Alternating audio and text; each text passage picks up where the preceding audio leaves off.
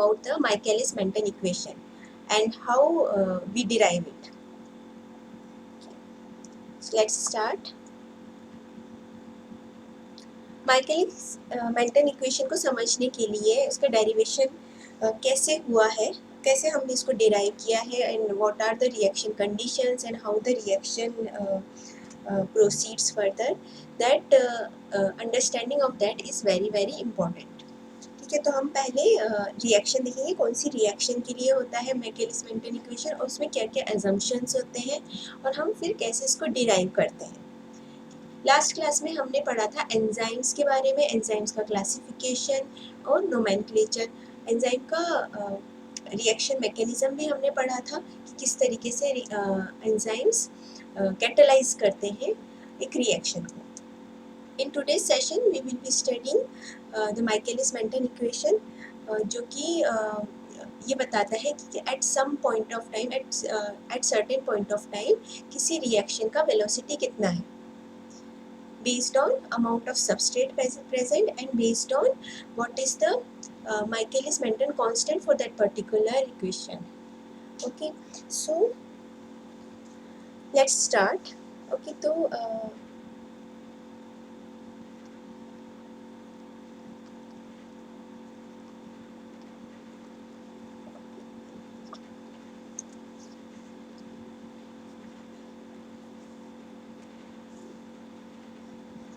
okay, so the reaction is E denotes enzyme. ठीक है, E है enzyme, S है substrate.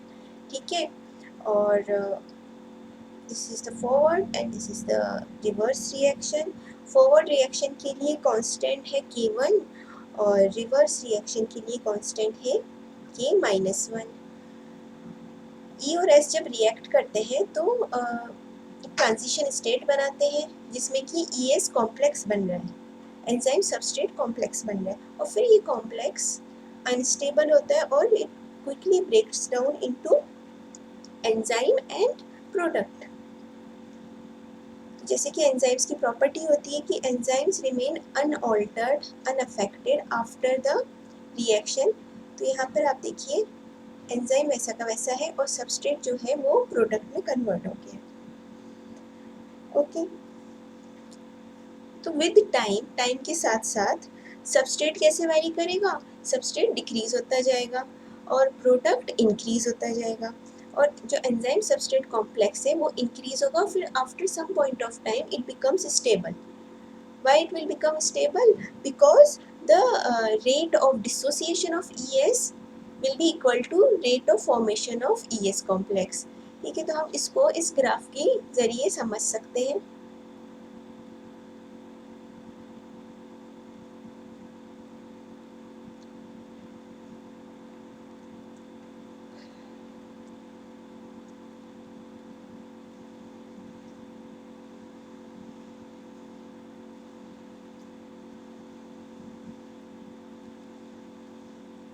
ये तो हमारा हो गया प्रोडक्ट, और ये प्रोडक्ट का कॉन्सेंट्रेशन है. कॉन्सेंट्रेशन को हमेशा स्क्वायर ब्रैकेट्स में दिखाते हैं. सबस्ट्रेट का कॉन्सेंट्रेशन इनिशियली कुछ था और फिर वो डिक्रीज होता गया.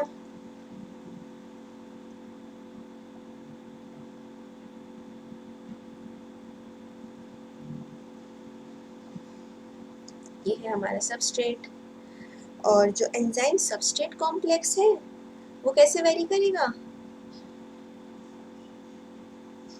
इंक्रीज होगा पहले तो, और फिर after some point of time it become constant. ये है ES कॉम्प्लेक्स का कॉन्सेंट्रेशन, और एक्स एक्सिस पे हमने लिया है टाइम और वाई एक्सिस पे हमने लिया है कॉन्सेंट्रेशन.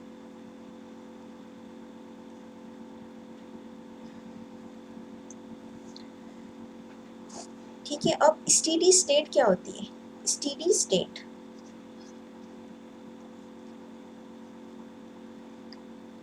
स्टेडी स्टेट में जो rate of formation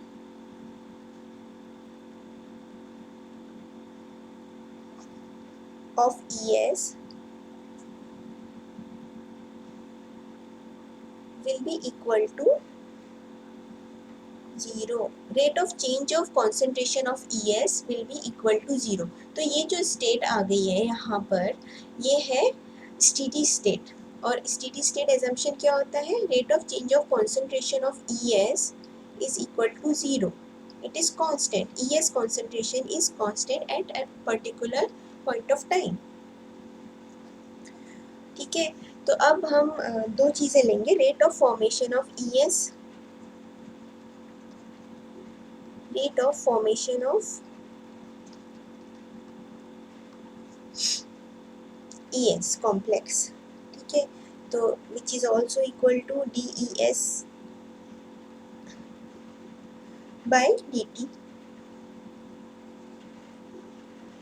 Okay, which is equal to this is nothing but the rate law. According to rate law, rate of formation of a particular substance is directly proportional to the concentrations of the reactants. Okay, अगर जब हम लोग को proportionality का जो sign है वो हटाते हैं तो कांस्टेंट टर्म इंट्रोड्यूस करनी होती है, और वो कांस्टेंट टर्म होती है रेट कांस्टेंट. और इस केस में रेट कांस्टेंट है हमारा K1, क्योंकि हम rate of formation of ES देख रहे हैं. ES बन रहा है, कौन सी रिएक्शन से बन रहा है? इस वाली रिएक्शन से, जिसका रेट कांस्टेंट K1 है. तो K1 E concentration of E and multiplied by concentration of S. तो ये तो हो गया हमारा rate of formation of ES. Now what is rate of breakdown of ES? Rate of breakdown of ES complex. ठीक है, अब ये किसके बराबर होगा? This would be equal to, देखो यहाँ पे ब्रेकडाउन कहाँ पर हो रहा है? इस वाली रिएक्शन में, रिवर्स रिएक्शन में, जिसका रेट कांस्टेंट K-1 है. तो K-1 मल्टीप्लाइड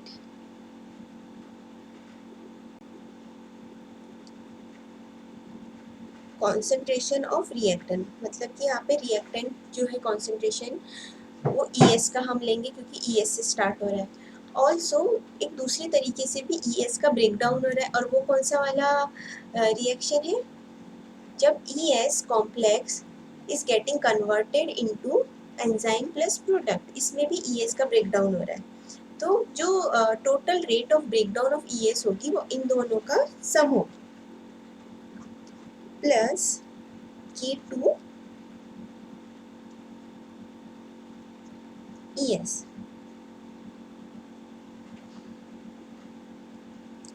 ठीक है, अब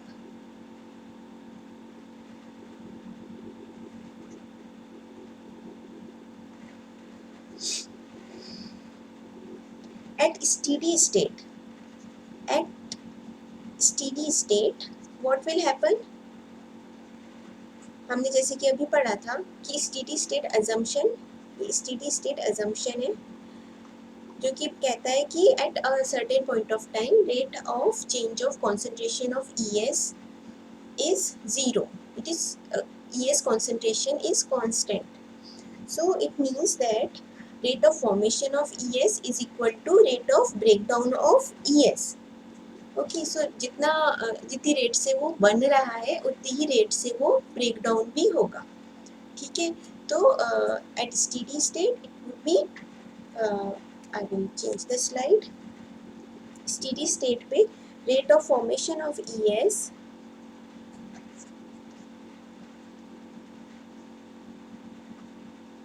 ES complex is equal to rate of breakdown of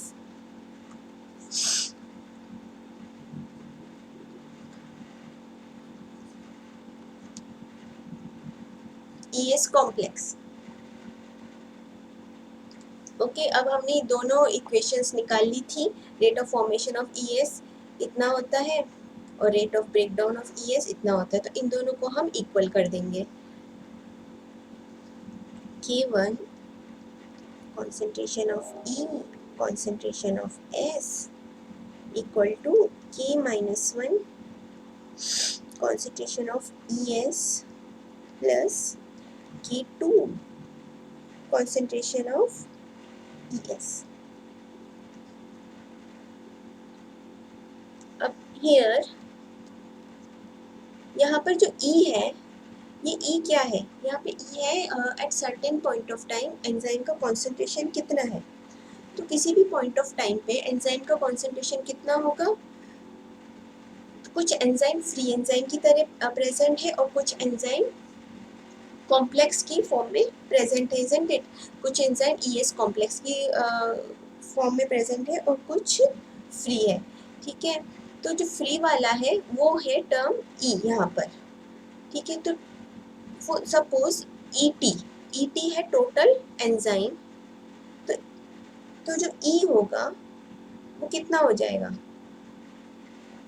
अगर ET टोटल एंजाइम है तो जो कॉन्सेंट्रेशन ऑफ E है at any point of time it is equal to ET minus concentration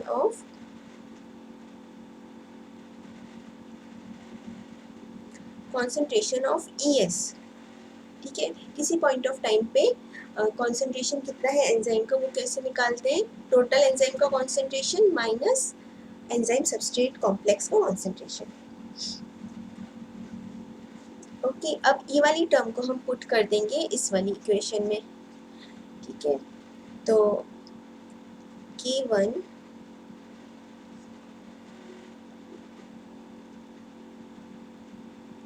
minus ES multiplied by concentration of S equal to K minus 1 ES plus K2 ES. Now further we will do rearrangements. Then the equation will become K1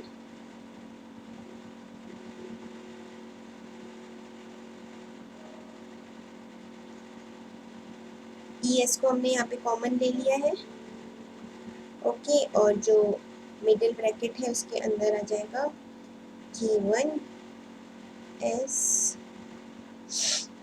plus K minus 1 plus K2,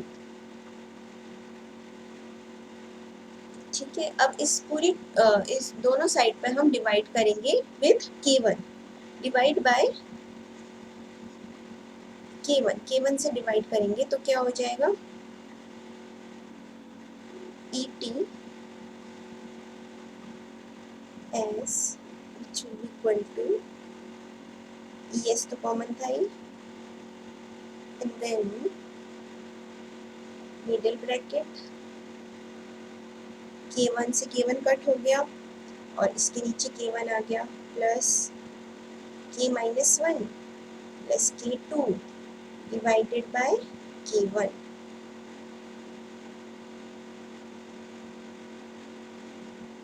अब ये देखो, ये जो term होती है K minus 1 plus K2 divided by K1, इसको हम बोलते हैं Km, ओके। Km क्या है?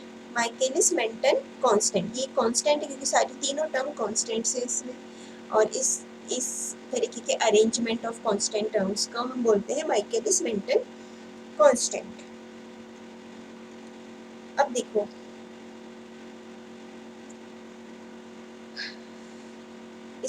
इस टर्म को हमने Km लिख दिया और फिर हम फर्दर इसको इक्वेशन को लिखेंगे तो क्या हो जाएगा? ET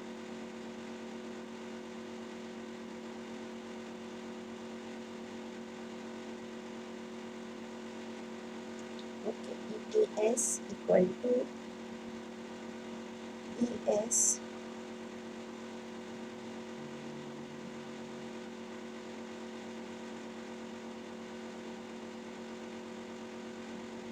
S का concentration plus Km, okay, and then ES will be upon further arrangements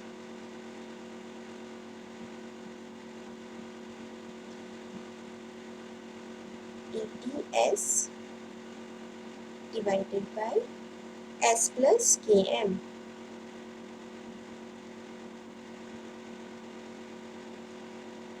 अब ये जो इक्वेशन आई है हमारे पास, ठीक है, अब इस इक्वेशन को आप ध्यान से देखो। यहाँ पर ES का कॉन्सेंट्रेशन है और यहाँ पर ET का कॉन्सेंट्रेशन मल्टी टोटल एंजाइम का कॉन्सेंट्रेशन मल्टीप्लाइड विद सबस्ट्रेट का कॉन्सेंट्रेशन डिवाइडेड बाय सबस्ट्रेट का कॉन्सेंट्रेशन प्लस Km, ओके। और रेट ऑफ प्रोडक्ट फॉर्मेशन, अब हम एक अलग इस पे rate of product formation eight any point of time कितना होता है, dP/dt, है ना। किसी भी पॉइंट ऑफ टाइम पे प्रोडक्ट फॉर्मेशन कितना होएगा, rate of product formation will be dP/dt, which is nothing but velocity of the reaction at that point of time, velocity of the reaction at that point of time। तो हमने इसको V not लिख दिया, ठीक है। और ये जो है rate of product formation, rate of product formation किस पे डिपेंड करेगा, rate of product formation directly depend करेगा ES कॉम्प्लेक्स के कॉन्सेंट्रेशन पे, ठीक है। तो ES कॉम्प्लेक्स का कॉन्सेंट्रेशन जिसको हम ES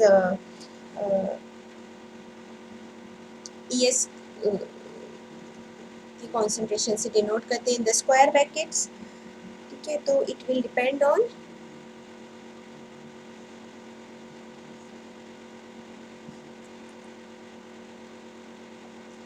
ES concentration, okay। So therefore dP/dt will be equal to K2 ES। अब देखो K2 क्यों लिखा हमने, क्योंकि K2 जो इस वाली रिएक्शन की वजह से प्रोडक्ट फॉर्म हो रहा है और इस रिएक्शन का रेट कांस्टेंट है K2, so that is why we have taken the rate constant K2 over here, क्योंकि प्रोडक्ट फॉर्मेशन डिपेंड कर रहा है ES के ब्रेकडाउन के ऊपर, और जो ES का ब्रेकडाउन हो रहा है और उस रिएक्शन का जो रेट कांस्टेंट है वो है K2, ठीक है। तो हम जो V नॉट है, it means this equals to V nought, so V nought is nothing but K2 ES, ठीक है। तो अगर हम इस इक्वेशन को मल्टीप्लाई करेंगे K2 से, अगर हम इस इक्वेशन को मल्टीप्लाई करेंगे with K2, then it will become V naught, which is nothing but K2 ES, correct। It is equal to K2 total enzyme concentration multiplied with substrate concentration, then divided by substrate concentration plus Km here। और अब Vmax क्या होगा, कब जो ये reaction है वो maximum velocity achieve करेगा, मैक्सिमम वेलोसिटी कब होगी इस तरीके की रिएक्शन की, जब सारा का सारा enzyme, all the active sites of the enzymes are occupied by the substrate, मतलब सारा का सारा एंजाइम कंज्यूम हो रहा है ES कॉम्प्लेक्स बनाने में, तब मैक्सिमम वेलोसिटी होगी, क्योंकि इससे ज़्यादा वेलोसिटी हो ही नहीं सकती, क्योंकि इससे ज़्यादा एंजाइम प्रेजेंट ही नहीं है, ठीक है। तो सबसे ज़्यादा वेलोसिटी कब होगी, Vmax कब होगा जब सारा का सारा एंजाइम ES कॉम्प्लेक्स की फॉर्म में प्रेजेंट है, ठीक है। इट मीन्स दैट जो K2 ET है, K2 multiplied by ET, this term is nothing but Vmax, है ना, क्योंकि V is equal to K2 multiplied with ES। अगर ES जो if ES will become equal to ET, it means that it has reached the maximum velocity, okay. तो हम इसको replace कर देंगे विद Vmax, फिर क्या आ जाएगा हमारे पास, V nought equal to Vmax, okay. ये टर्म की जगह हमने Vmax लिख दिया, और concentration of substrate divided by concentration of substrate plus Km। अब ये जो इक्वेशन है, इस इक्वेशन को हम बोलते हैं माइकेलिस मेंटन इक्वेशन, और ये क्या बताता है, at a particular point of time किसी रिएक्शन का, किसी एंजाइम कैटालाइज्ड रिएक्शन का वेलोसिटी कितना होता है, V nought is equals to V max. V max maximum velocity उस रिएक्शन की multiplied by substrate concentration divided by substrate concentration plus K M यहाँ पे माइकलिस मेंटन कांस्टेंट है और ये स्पेसिफिक होता है फॉर अ पर्टिकुलर रिएक्शन।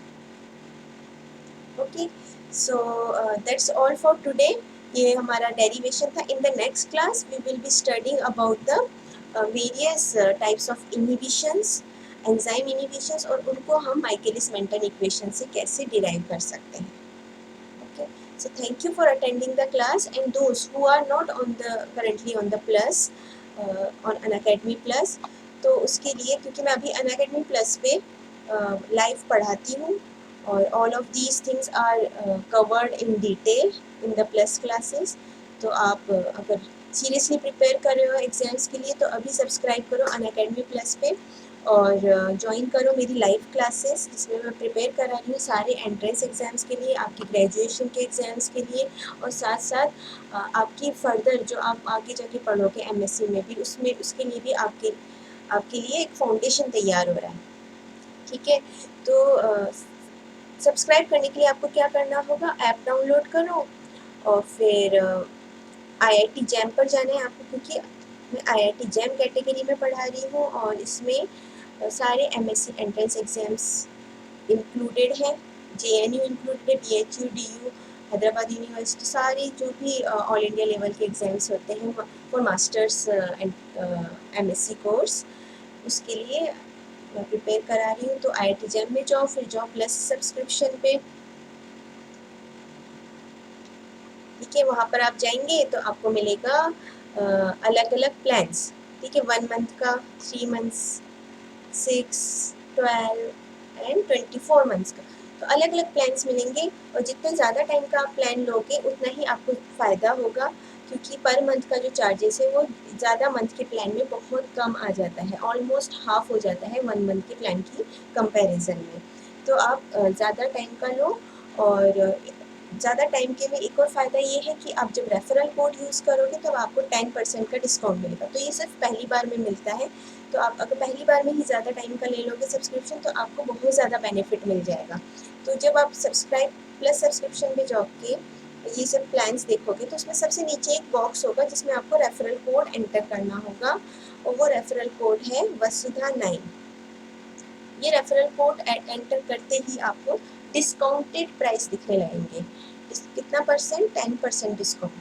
फिर जब डिस्काउंटेड प्राइस दिखने लगे तो आप जाओ पेमेंट पे, और फिर जैसे ही आप पेमेंट कर दोगे, इसकी कोई प्रोसेसिंग टाइम नहीं होता है, इमीडिएटली जैसे ही आप पेमेंट कर दोगे आप सारी क्लासेस अटेंड कर सकते हो, आप सारे स्टडी मटेरियल को एक्सेस कर सकते हो, रिकॉर्डेड क्लासेस देख सकते हो, और न केवल मेरी बल्कि और भी सभी टॉप एजुकेटर्स की क्लासेस भी अटेंड कर सकते हो। यहाँ पर हम आपको क्विज़ेस के थ्रू प्रैक्टिस भी कराएंगे, क्वेश्चंस की, पेपर्स की, और सारी इन्फॉर्मेशन अबाउट वेरियस बहुत सारे जो एग्ज़ाम्स जिनकी आपको नॉलेज नहीं है, अवेयरनेस नहीं है, आपको अवेयर कराया जाएगा। तो ये सारे बेनिफिट्स मिलेंगे आपको अनअकैडमी प्लस पे। So don't waste your time, today only join Unacademy plus, and hope to see you in my plus classes. Thank you very much. Take care.